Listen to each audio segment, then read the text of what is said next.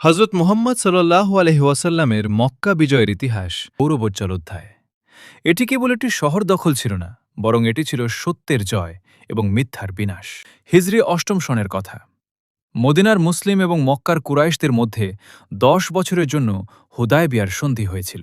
কিন্তু কুরাইশরা তাদের মিত্রগোত্র বনু বকরের সাথে মিলে মুসলিমদের মিত্রগোত্র বনু খুজার ওপর আক্রমণ চালিয়ে সন্ধি ভঙ্গ করে। বনু খুজা রসুলুল্লাহ সাল্লাল্লাহু আলাইহি ওয়াসাল্লামের কাছে সাহায্য চাইলে তিনি মক্কা অভিযানের সিদ্ধান্ত নেন। অষ্টম হিজরির ১০ই রমজান ১০,০০০ সাহাবীর এক বিশাল বাহিনী নিয়ে নবীজি সাল্লাল্লাহু আলাইহি ওয়াসাল্লাম মক্কার উদ্দেশ্যে রওনা হন। অত্যন্ত গোপনে এই অভিযান পরিচালনা করা হয়, যেন রক্তপাত এড়ানো যায়। মক্কার অদূরে মাররুজ জাহরান নামক স্থানে মুসলিম বাহিনী তাঁবু গেড়ে বিশাল আগুন জ্বালায়। কুরাইশ নেতা আবু সুফিয়ান পরিস্থিতি পর্যবেক্ষণ করতে এসে মুসলিমদের শক্তি দেখে অভিভূত হন এবং ইসলাম গ্রহণ করেন।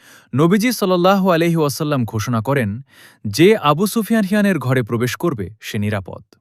নবীজি সাল্লাল্লাহু আলাইহি ওয়াসাল্লাম মক্কায় প্রবেশের সময় ঘোষণা করেছিলেন যে যারা অস্ত্র ত্যাগ করবে বা ঘরের দরজা বন্ধ রাখবে তারা নিরাপদ। ছোট একটি সংঘর্ষ ছাড়া মক্কা বিজয় ছিল সম্পূর্ণ শান্তিপূর্ণ ও রক্তপাতহীন।